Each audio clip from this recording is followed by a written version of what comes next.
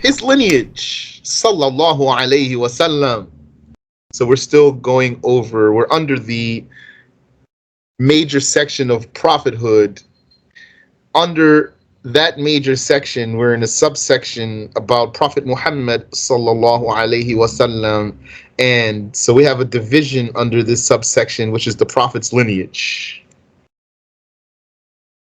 The author said, he is Abu al-Qasim, father of Al-Qasim. But if you run these words together, you'll say Abul Qasim. I have the U here with underline because I split them apart. By itself, you say Abu with an extension. Abu al-Qasim. You run them together, you say Abul Qasim. The extension goes away. So he is Abu, father of Al-Qasim, Muhammad, son of Abdullah, son of Abdul Muttalib, son of Hashim, son of Abdul Manaf, sallallahu alayhi wasallam. Yani that's for Prophet Muhammad. I put it all the way down here because that lineage attaches like it's part of his name. He is Abu al-Qasim Muhammad, son of Abdullah, son of Abdul Muttalib, son of Hashim, son of Abdul Manaf, sallallahu alayhi wasallam, for Muhammad. So Abu al-Qasim, now that's this type of name, Abu Fulan, Abu such and such, or so and so. That type of name is called in Arabic kunya, kunya, Kunyah, or H if you're from the UK. So his kunya is Abu al-Qasim. The custom of the Arabs was for them to name the mother and the father after the firstborn son. Yani, if they had a girl first, then they might be Abu Fulana, like Abu Layla and Layla, for example. But when they have a boy, so whoever's their first boy, then the mother and the father are named after them. The kunya is the name that starts with Abu or father of or mother of. So he is Abu al-Qasim, sallallahu alayhi wasallam, Muhammad. And the way to name someone in Arabic is to mention his kunya before his actual given name. Like, for example, you know the text of Abu Shuja, قال القاضي Abu al-Hussein Ahmad. Is this Abu al-Hussein? Now I'm forgetting. I just doubt it. Who's Abu Shuja? You'll tell me, inshallah. What's his kunya? What's Abu Shuja's kunya? So he's Abu al-Qasim Muhammad, is all what I'm trying to say to you. Why we're mentioning his kunya before mentioning his actual moniker, because that's how the Arabic language goes. Son of Abdullah. So Abu al-Qasim, Qasim is his firstborn son. The Prophet sallallahu alaihi wasallam had three male sons, Al-Qasim, Al-Tayyib, was called Al-Tahir, and Ibrahim. They all died as children. He had four daughters, Zainab, Ruqayyah, Kulthum, and Fatima, the youngest, best, and first of them to die. So wasn't she the first one to die after the Prophet's death, alayhi salatu wassalam? Yeah, she was the first one to die after the Prophet's death, alayhi salatu wassalam. Thank you for drawing my attention to the deficiency in the sentence there. So he is Abu al-Qasim Muhammad, son of Abdullah. Abdullah died before he was born, sallallahu alayhi wasallam. And it was said that he died when the Prophet was 2 months old, so he was a toddler, according to that. He died in Al-Madinah, which was at the time Yathrib, at the age of 25, and was buried in the house of An-Nabigha al-Ja'di. His mother, Amina, daughter of Wahab ibn Abdi Manaf, ibn, I have here Zuhara. Is that right? Or is it Zuhra? Died when the Prophet sallallahu alaihi wasallam was 6 years old. Yeah, Zuhra. Barakallahu fikum. On the way back from Yathrib, in a place called Abwa,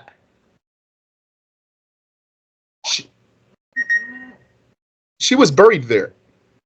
Our Shaykh said in Bughyatul Talib under the title, an important benefit in clarifying that the parents of the messenger will be safe in the afterlife.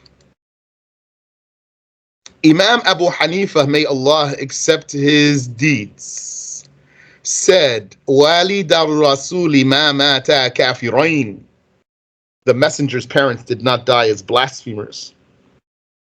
However, some of the copiers have perverted, they perverted the text of Abu Hanifa, and they wrote mata kafirain because they thought that the first ma was a mistake. Ma mata kafirain. So they erased the ma and just said mata kafirain. And this is an ugly mistake to say they died as kafirs. He's saying they did not die as kafirs. We do not say that they died as blasphemers, since there is nothing that prevents them from having been inspired with belief in Allah, and thus they lived as believers, not worshiping the idols. But I have a question there, though, because what I learned is you won't be a believer without believing in the messenger of Allah. You'll just be only a monotheist. Because Allah said, إِنَّمَا الْمُؤْمِنُونَ الَّذِينَ آمَنُوا بِاللَّهِ وَرَسُولِهِ. إِنَّمَا, merely, only, the believers are merely, only those who believe in Allah and His messenger. So without both believing in Allah and believing in His messenger, won't be amongst the mu'minun, according to this ayah. That's what I learned from Shaykh Abdul Rahman. And that if he believes in Tawheed without believing in the messenger, then he's not a Muslim. He's not a mu'min. Rather, he's a muwahhid. So, then that's a question I have for these words here. As for the hadith, inna abi wa abaka finnar, my father and your father are certainly in hell. It is a defective hadith, narrated by Muslim. Shaykh, Walaikum assalam wa rahmatullah. That statement, they didn't die kufar, but once they was living, when they followed, they followed the laws of Prophet Isa.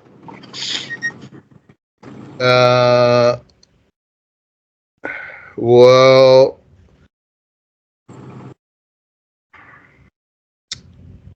could be possibly, I'm not saying about them. It's possible that someone hears about a prophet and believes in him and professes to that without learning, basically, the laws and knowing what's halal and what's haram according to his rules.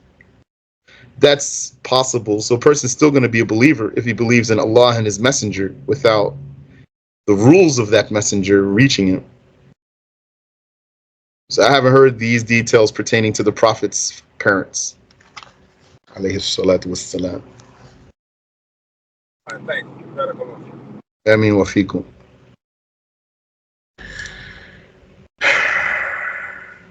So, this hadith is a defective hadith narrated by Muslim within Sahih Muslim. Within Sahih Muslim are hadiths that have been criticized by the hadith scholars. And this is among them.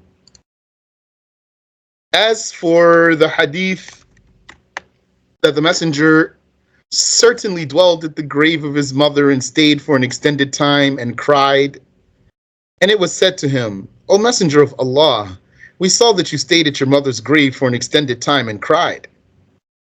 He said,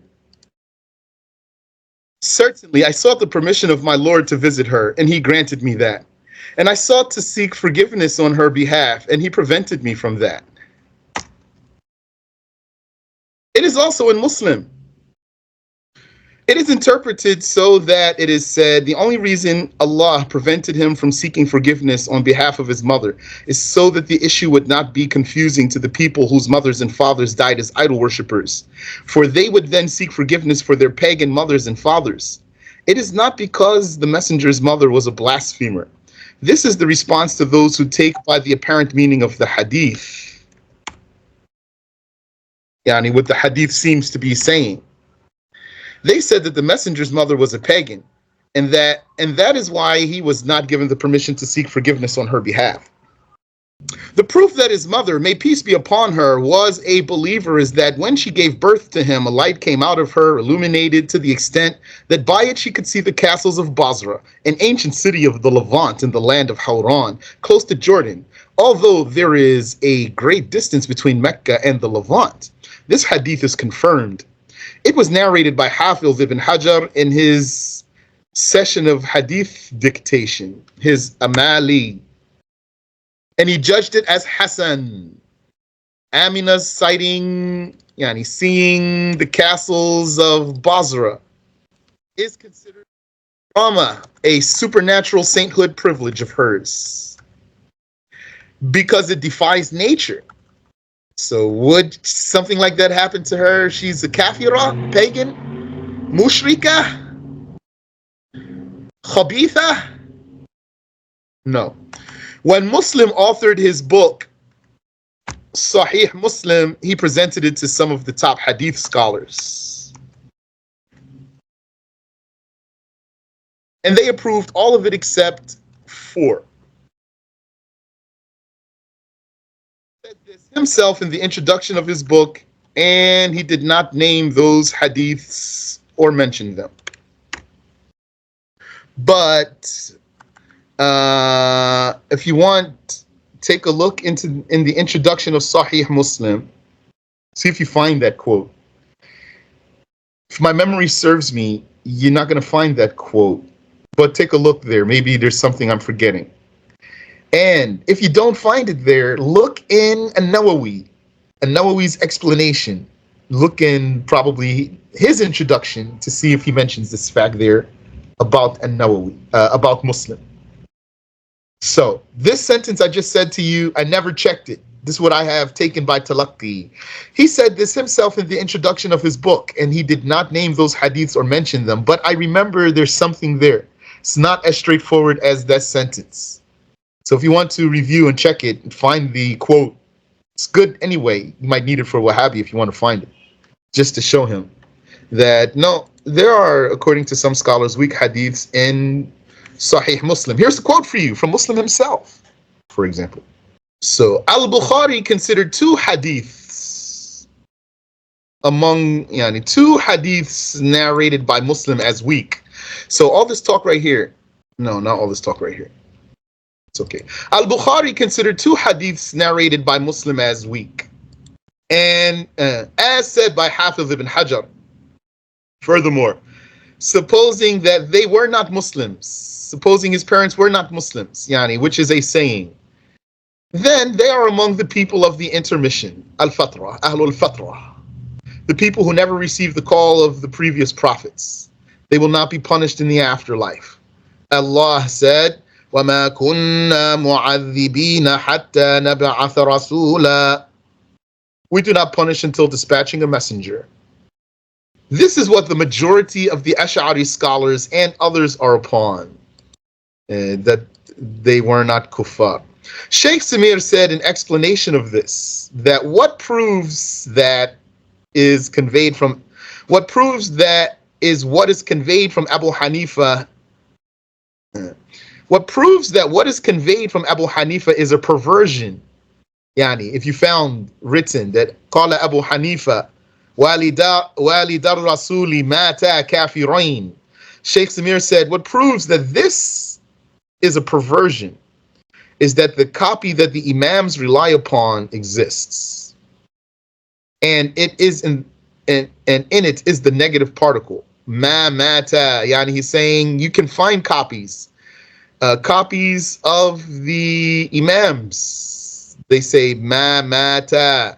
He also said, Sheikh Samir said, that, yani Sheikh Samir also said that As-Suyuti said about the first hadith that it is defective in its chain and text. As for the chain, the hadith was narrated from Anas, from Thabit, from Hamad ibn Salama. And it was said about him that he did not memorize his hadiths. And his stepson, who was accused of having deviant beliefs, tampered with his books. And so his narration was spoiled. Yani, Ibn Salama's narration. Because he has a rotten person in his chain. He didn't used to memorize, and on top of that, he has parasites, or yani, a virus, bacteria that's hindering that weakness in itself. His not memorizing his hadiths, even if he could narrate them accurately. And then for someone close to him, the stepson of his, who's accused of being a deviant, to tamper with his books. So his narration was spoiled, yani became unreliable. As for the text of the hadith, some of the scholars did not understand the meaning of the hadith, and they narrated it with their own expression. Yani, they didn't understand the hadith, so when they reported it by their comprehension, not by its actual how it should have been transmitted by its wording. What proves that is that the same hadith was narrated from Ya'mar, from Thabit, from Sa'd ibn Thabit. In one narration, a man asked the Prophet, "Where will my father be?" So he told him, "Finnar," in hell. So he asked him, "And your father, O Messenger of Allah?" So the Prophet sallallahu alaihi wasallam said, sallallahu alaihi wasallam, "Haythuma mararta biqabri kafirin fabashshirhu bin-nar." Wherever you pass by the grave of a blasphemer, then give him the news of entering hell. That means he didn't answer his question directly. So the Prophet did that. The Prophet did that. So you might do that. Someone asks you a question and then you don't answer him directly for benefit. The Prophet did that for benefit, which is not to break the man's heart. This is narrated by As-Suyuti. The meaning is that the Prophet feared for this man and answered him in a way that does not involve lying or cheating. So he is Abu al-Qasim, Muhammad, son of Abdullah, son of Abdul Muttalib. Abdul Muttalib was the Prophet's custodian after the death of the Prophet's mother. His real name is Shaybah. His mother is Salma from the clan of Khazraj, from the tribe of An-Najjar.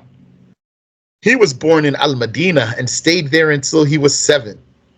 His uncle Al-Muttalib took him to Mecca.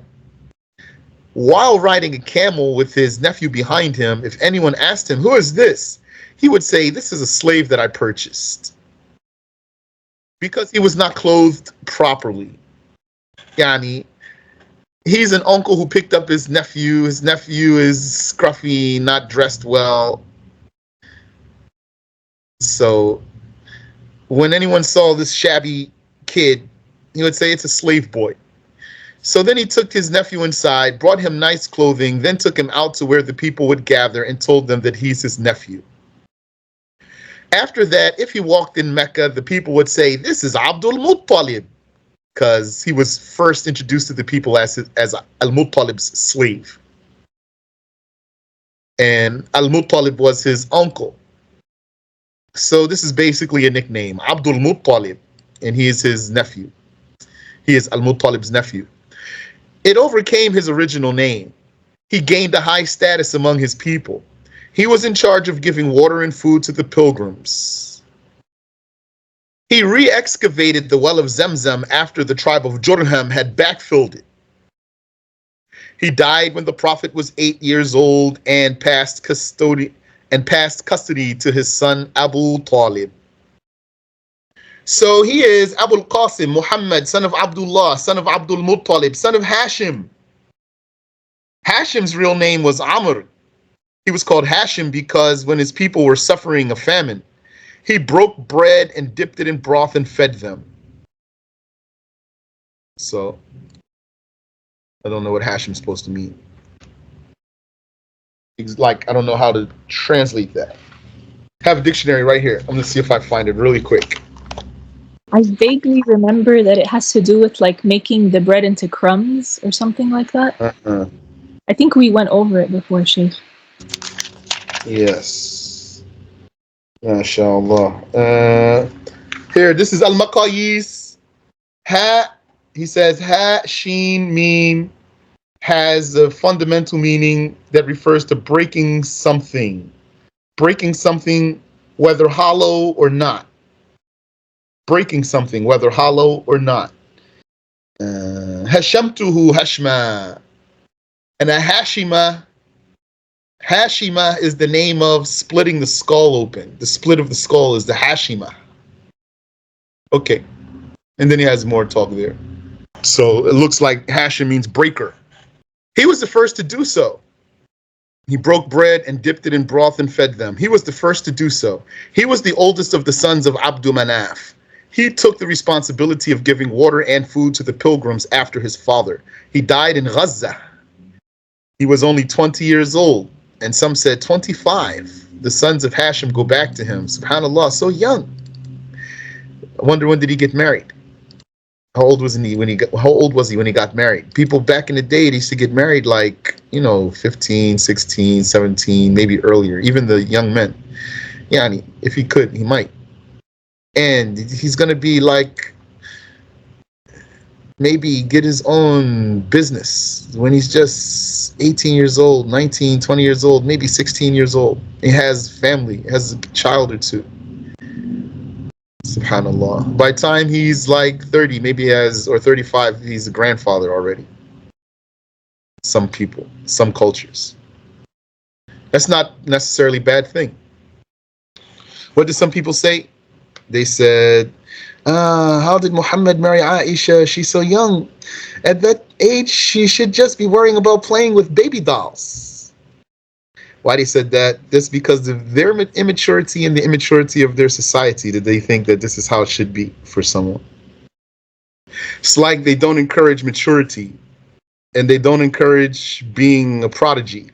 So anyway, Abdu Manaf is Al-Mughira.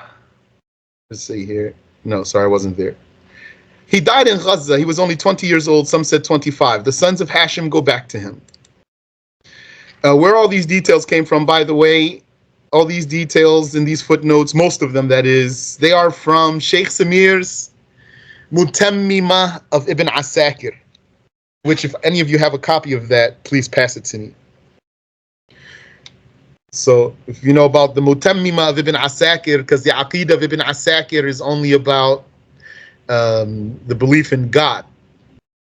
So Sheikh Samir did a Mutammima, yani a completion to, an attachment to, if you want, or completion of Ibn Asakir that talks about prophethood and talks about Prophet Muhammad sallallahu alaihi wasallam and mentions his lineage.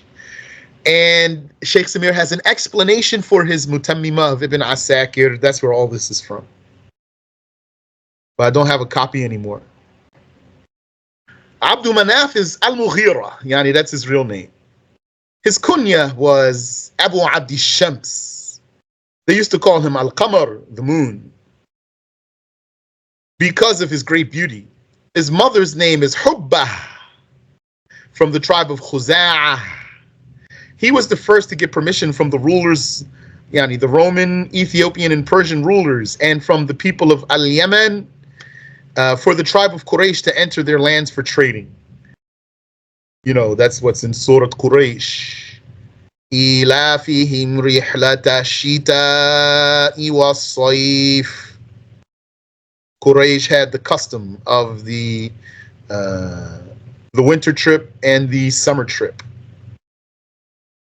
for their trading, their business in Mecca, which was not an agricultural land. Upon that, the tribe of Quraysh started going back and forth, and that was a source of income for them, for Mecca is not a valley for cultivation. So they didn't sustain themselves they sustained themselves by imports. So our Sheikh said that knowing this, that Muhammad is son of Abdullah, son of Abdul Muttalib, son of Hashim, son of Abdul Manaf, that knowing this much of the Prophet's lineage may be among the obligatory knowledge. And what is certainly among the obligatory knowledge is to know that Muhammad is the son of Abdullah and the Arabian prophet. Muhammad, the Arabian prophet, is the son of Abdullah. That's obligatory, for sure. Abdul Manaf is the son of Qusay, the son of Kilab, son of Murrah, son of Ka'b, son of Lu'ay, son of Ghalib, son of Fihr, son of Malik, son of An-Nadr, who is Quraysh according to a saying, son of Kinana, son of Khuzaymah, son of Mudrika, son of Ilyas, son of Mudar, son of Nizar, son of Ma'ad, son of Adnan. So this lineage of the Prophet ﷺ is narrated by Al-Bukhari. So Abdul Manaf is the son of Qusay. Qusay's true name is Zayd. He was named Qusay because he was raised far from his people and far from his land in the tribe of Afra. His mother was Fatima bint Sa'd. He was the first of the tribe of Quraysh to be put in charge of the Kaaba. Before that, it was the tribe of Khuza'ah. He was the one who gathered the people of Quraysh from the outskirts of Mecca and its mountains to reside in Mecca. Yani, he brought his tribe to the city. He was then made the head of his people, yani, the chief.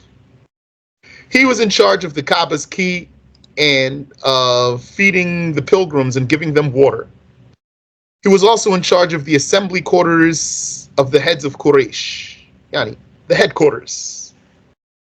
In fact, it was his house. The banner of the brigades was in his house also. These were issues in which the tribe of Quraysh in the era of ignorance took pride.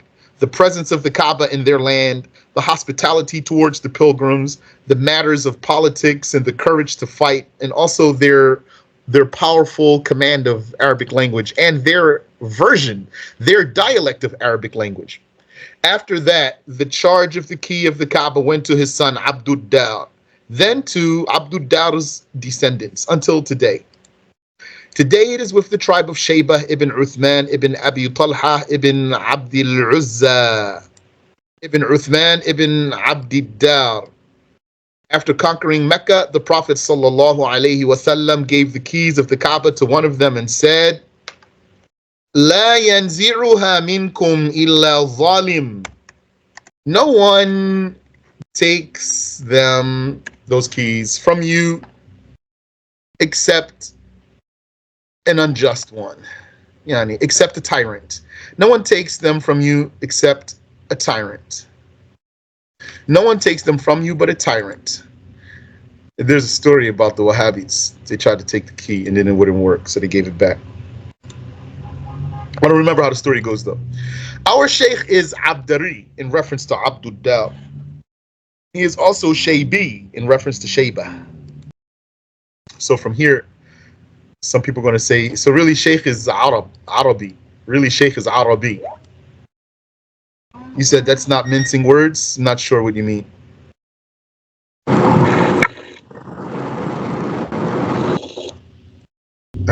Yeah, so from here, some people said Sheikh is Arabi. So, yani, watch out for all the racist ideas and the hysteria, the racism hysteria. Oh, was he black? Was he African? Well, no, he was Arabi. He is among those who have charge of the key, the Sheikh, rahimahullah. Then the charge of feeding the pilgrims and giving them water went to the clan of Hashim, the Prophet's clan. The banner stayed with the clan of Abdul Dar. Then it was abolished in Islam. Ikrimah, one of the descendants of Qusay, sold the headquarters to Muawiyah, who turned it into the headquarters for the Islamic rulership. So Qusay is the son of Kilab. Kilab's kunya is Abu Zuhrah. His mother is Hind from the clan of Fihr ibn Malik. Son of Murrah. Murrah's kunya is Abu Yaqadha. His mother's name is Mahshiyah or Wahshiyah from the clan of Muharib ibn Fihr. Murrah is the son of Ka'b. Ka'b's kunya is Abu Husais. His mother's name is Mawiyah from the tribe of Quda'ah. He had a grand status among the Arabs. He used to deliver speeches in the Hajj season. Prior to the incident of the elephant, they used the death of Ka'b as a marking point to chronicle events. Someone just asked me that question. I think that was you, Habibi. Are you there? Let me see. Yeah. Barakallahu feekum. Ameen wa feekum. And Ka'b is the son of Lu'ay. Lu'ay's mother is Atika from the clan of An-Nadr ibn Kinana. And Lu'ay is the son of Ghalib. Ghalib's kunya is Abu Taym. His mother is Layla from the tribe of Hudayl. And Ghalib is the son of Fihr. Fihr is the patriarch of Quraysh. Anyone from this tribe goes back to him in lineage. The tribe of Quraysh is the most honorable of the Arabic tribes. They were called Quraysh because they gathered and came together. This is from the language. There are other sayings about this designation, yani why they're called Quraysh, or what does Quraysh mean. His mother is Jandala from the tribe of Jurham. He was the head of the people of Mecca. And Fihr is the son of Malik. Malik from the tribe of Qais Aylan. His kunya is Abu al-Harith. His mother's name is Atika. And Malik is the son of An-Nadr. An-Nadr's true name is Qais. He was called An-Nadr because of his beauty. His kunya is Abu Yakhlud. His mother's name is Barra from the tribe of Ud ibn Tabikha. This An-Nadr is Quraysh, yani he is named Quraysh according to a saying, Quraysh is named after him, because you know the tribes are named after a patriarch. And he is the son of Kinana. Kinana's mother is Awana bint Sa'd ibn Qais Aylan. Kinana is the son of Khuzaymah. Khuzaymah is the son of Mudrika. Mudrika's name is Amr. His kunya is Abu Hudayl. His mother was Layla. Her nickname was Khindab. She never went inside a house after her husband died, out of her great sadness. So that's a woman so deeply in love with her husband, subhanallah. And it was said that she used to cry every Thursday, the day of her husband's death, from morning until nightfall. She was used as a proverb. Mudrika is the son of Ilyas. Ilyas's mother is Ar-Rabad bint Janada ibn Ma'ad.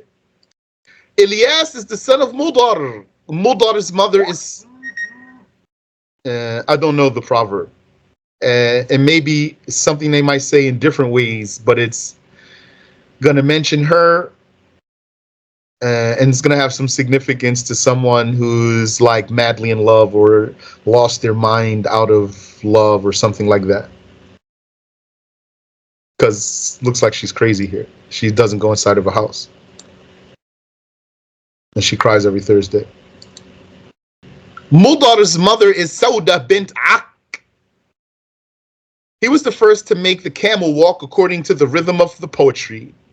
There are reports about his great intelligence. Yeah, because Arabs had their own culture and things that they passed on. Mudar is the son of Nizar. Nizar's kunya is Abu Iyad. Check that name for me, anybody. Is that Iyad with a Ayn and a Dad? Iyad? Just want to be sure there. This looks like Iyad with an Ayn and a Dad. His mother is Mu'ana from the tribe of Jurhum. Nizar is the son of Ma'ad. Ma'ad, his mother is Mahda. He was a rough man away from luxury. He was a man who lived roughly, didn't live luxuriously. Also, he is yani, he is used as a proverb. A proverb, yani, he would be used in reference to, yani, as a proverb for someone living rough, not luxuriously. And Ma'ad is the son of Adnan. There is no consensus among the scholars of lineage that the Prophet's lineage goes back to Ma'ad ibn Adnan. It is also a consensus that Adnan is a descendant of Ishmael, son of Abraham, Ismail ibn Ibrahim. However, the names and numbers between Adnan and Ismail differ, and there is no confirmed narration for one over the other. At-Tirmidhi narrates, Inna Allah astafa min waladi Ibrahim Ismail. Surely Allah has selected Ishmael from the sons of Abraham. Wastafa min bani Ismail Kinana. And selected Kinana from the sons of Ishmael. Wastafa min bani Kinanata Quraysha. And selected Quraysh from the sons of Kinana. Wastafa min Qurayshin bani Hashim. And selected the sons of Hashim from Quraysh. Wastafani min bani Hashim, and selected me from the sons of Hashim. Wa subhanallahi wa bihamdih.